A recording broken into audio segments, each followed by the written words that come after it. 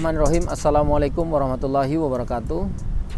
Salam sejahtera untuk kita semua. Shalom, Om Swastiastu, Namo Buddhaya, salam kebajikan, salam Pancasila. Kota Palu merupakan ibu kota Provinsi Sulawesi Tengah yang memiliki luas sekitar 395 km bujur sangkar dengan panjang garis pantai sekitar 44,65 km. Kota Palu terbagi dalam 8 kecamatan dengan 46 kelurahan. Jumlah penduduk Kota Palu sekitar 379.000 jiwa dengan pertumbuhan penduduk sekitar 1,36%. Tingkat kepadatan penduduknya sekitar 946 km bujur sangkar. Kota Palu merupakan kota yang cukup spesifik karena memiliki karakteristik alam yang lengkap, di mana kota ini juga terkenal sebagai kota 5 dimensi. Karena kota ini memiliki lembah, memiliki lautan, sungai, pegunungan, dan bukit serta teluk. Berbagai isi lingkungan hidup di Kota Palu yang kita usung mulai tahun 2021 dan kemudian semua itu terkait dengan tata guna lahan, kualitas air, kualitas udara, risiko bencana, perkotaan, dan tata kelola yang dipicu oleh beberapa faktor diantaranya. Yang pertama adalah pertumbuhan penduduk Kota Palu yang terus meningkat, kemudian posisi geografis Kota Palu yang berada di hilir berhadapan dengan Teluk Palu. Kota ini juga merupakan kota yang multi hazard, artinya kota yang rentan dengan bencana. Karena Kota Palu dilintasi oleh satu patahan yang sangat aktif, yaitu patahan Sesar Koro. Sehingga kalau kita ingat pada tanggal 28 September 2018, kota ini pernah dihantam gempa yang berkekuatan 7,6 sehingga menimbulkan beberapa fenomena alam yang cukup unik, diantaranya likuifaksi yang menenggelamkan dua kelurahan yang cukup besar yang dimiliki oleh Kota Palu. Kota ini juga memiliki potensi sumber daya alam yang melimpah berupa galian C atau batu alam dan kemudian galian A atau emas. Berstatus sebagai ibu kota provinsi dengan kegiatan utama adalah pelayanan barang dan jasa. Ditetapkan sebagai pusat kegiatan nasional dengan fungsi pelayanan, pusat logistik, industri pengolahan berbasis pertanian, perkebunan, dan perikanan. Kota Palu juga memiliki kawasan ekonomi khusus. Faktor-faktor tersebut memberi dampak positif maupun negatif terhadap pertumbuhan Kota Palu. Pada tahun 2021, pemerintah Kota Palu melakukan berbagai upaya untuk meningkatkan kualitas lingkungan hidup, sehingga nilai indeks kualitas lingkungan hidup Kota Palu sekitar 61,959. Ada beberapa program yang terus dilakukan agar mendorong peningkatan indeks pengelolaan lingkungan hidup ini, di mana kita mendorong perencanaan lingkungan hidup yang lebih baik, pengelolaan ruang terbuka hijau, pemantauan kualitas lingkungan, pengendalian pencemaran dan kerusakan lingkungan hidup, pengelolaan persampahan, pembinaan dan pengawasan terhadap izin lingkungan dan izin perlindungan dan pengelolaan lingkungan hidup, serta peningkatan pendidikan, pelatihan, dan penyuluhan terhadap lingkungan. Pada tahun 2021 ditetapkan 3 isu prioritas Kota Palu. Yang pertama adalah penanganan sampah, yang kedua pemanfaatan ruang, dan kemudian banjir rob atau banjir luapan air sungai maupun genangan lainnya. Penetapan isu prioritas lingkungan hidup Kota Palu pada tahun 2021 tersebut dilakukan secara partisipatif, melibatkan masyarakat, organisasi pemerhati lingkungan, akademisi, serta organisasi perangkat daerah yang ada. Masalah sampah merupakan masalah klasik di Kota Palu. Sesungguhnya bukan cuma masalah klasik di Kota Palu, tetapi juga merupakan masalah klasik secara nasional. Jumlah timbunan sampah Kota Palu setiap tahunnya mengalami peningkatan. Pada tahun 2021 jumlah timbunan sampah Kota Palu sebesar 1058 meter kubik per hari. Berbagai upaya dilakukan oleh pemerintah Kota Palu untuk menangani persoalan masalah sampah ini. Dan di antara hal-hal yang dilakukan oleh pemerintah Kota Palu, yang pertama adalah membentuk komitmen pemerintah Kota Palu melalui alokasi anggaran yang cukup besar pada tahun 2021, sekitar 159% dari alokasi anggaran persampahan tahun 2020. Kemudian dua, guna menanggulangi masalah keterbatasan jumlah armada pengangkutan sampah, maka pada tahun 2021 kita melakukan peningkatan jumlah armada. Peningkatan jumlah armada sekitar 60 unit, kemudian juga penambahan kendaraan-kendaraan alat berat lainnya untuk mendukung kerja-kerja penanganan sampah ini. Kemudian selain itu juga dilakukan upaya yang menitikberatkan pada pelibatan masyarakat dalam pengelolaan sampah melalui bank sampah, aksi gerakan kebersihan, pembentukan perempuan Adipura, Satgas Adipura.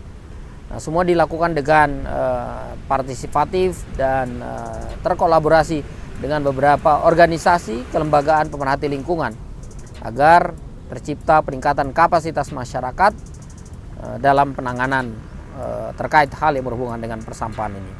Pemerintah Kota Palu juga memanfaatkan teknologi digital yang masih mungkin cukup sederhana, yaitu Google Maps, tetapi kita berharap bahwa dengan aplikasi yang sederhana ini mungkin kita sudah bisa memberikan kontribusi bagi bentuk partisipatif mereka dalam penanganan sampah.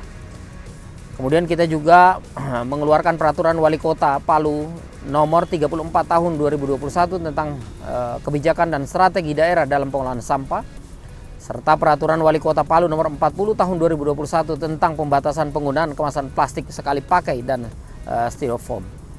Isu prioritas kedua adalah pemanfaatan ruang. Perkembangan Kota Palu dan kebutuhan lahan ada dua hal yang tidak dapat dipisahkan, dan hal ini tentunya berbanding lurus. Berbagai aspek menjadi tekanan pada isu pemanfaatan ruang di Kota Palu. Karakteristik Kota Palu yang rentan terhadap bencana gempa bumi, tsunami likuifaksi atau tanah longsor, gerakan tanah, dan banjir kiriman menjadi pembatas dalam pemanfaatan ruang. Berbagai upaya dilakukan pemerintah Kota Palu dalam mengendalikan pemanfaatan ruang. Salah satunya pada tahun 2021 ditetapkan peraturan daerah Rencana Tata Ruang dan Wilayah Kota Palu tahun 2021-2041 yang disusun berbasis mitigasi bencana. Isu prioritas ketiga adalah banjir rob, banjir luapan air sungai dan genangan. Di mana faktor pemicunya adalah pasang surut air laut, curah hujan yang tinggi, penyumbatan drainase, aktivitas pembukaan lahan di hulu, dan keberadaan Sungai Palu yang berhilir di Kota Palu. Beberapa upaya yang dilakukan sebagai respon terhadap isu banjir, baik itu rob maupun banjir luapan air sungai dan genangan, diantaranya penyedotan air yang masuk ke dalam wilayah pemukiman, pembuatan kantong lumpur, pembuatan posko darurat, normalisasi sungai, perbaikan gorong-gorong, pengurukan sedimen dan sampah dalam drainase oleh pasukan kebersihan Kota Palu. Selanjutnya, sebagai upaya peningkatan kualitas lingkungan hidup Kota Palu, maka pada tahun 2021 kita melakukan beberapa inovasi.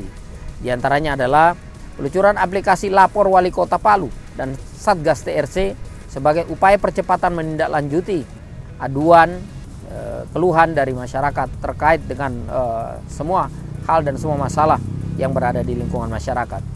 Yang kedua, juga melakukan Car Free Day sebagai gerakan untuk menurunkan ketergantungan masyarakat terhadap kendaraan bermotor selain bertujuan untuk mengurangi polusi udara dari kendaraan bermotor, juga bertujuan memberi ruang kepada masyarakat untuk berolahraga dan bagi UMKM untuk melakukan promosi produknya.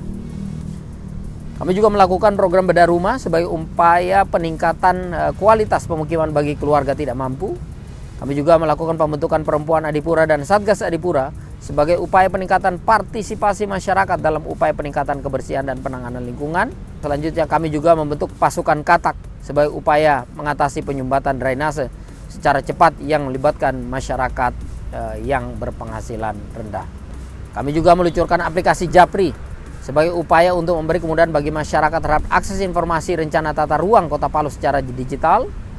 Kemudian kami juga mengeluarkan kebijakan Palu Terang, revitalisasi besar-besaran lampu penerang jalan, penggantian lampu dengan lampu LED yang hemat energi, serta lebih menghemat keuangan daerah.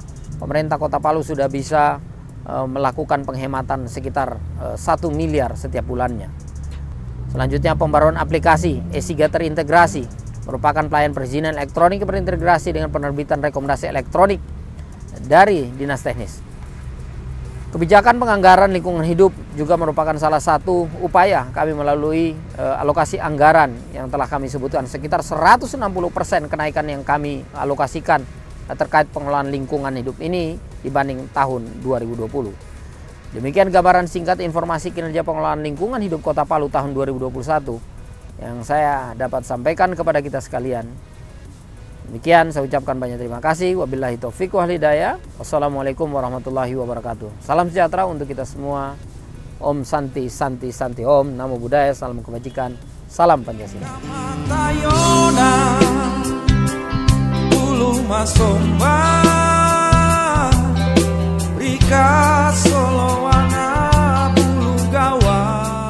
Assalamualaikum warahmatullahi wabarakatuh. Selamat siang, salam sejahtera bagi kita sekalian. Om Swastiastu, Namo Buddhaya, salam kebajikan, salam Pancasila. Pada tahun 2021, beberapa bentuk dukungan DPR Kota Palu terhadap upaya pembangunan berkelanjutan di Kota Palu diantaranya: 1. Pembentukan Peraturan Daerah Kota Palu Nomor 2 Tahun 2021 tentang Rencana Tata Ruang Wilayah tahun 2021-2041. Perda tersebut disusun berbasis mitigasi bencana. Hal ini menjadi sangat penting mengingat Kota Palu sebagai kota multi-hards. Bencana tahun 2018 menjadi tonggak kebangkitan Kota Palu untuk menata lingkungannya ke arah yang lebih baik. 2. Menyetujui APBD Kota Palu termasuk di dalamnya anggaran pengelolaan lingkungan hidup tahun 2021 pada Dinas Lingkungan Hidup Kota Palu yang meningkat sebesar 161,07%,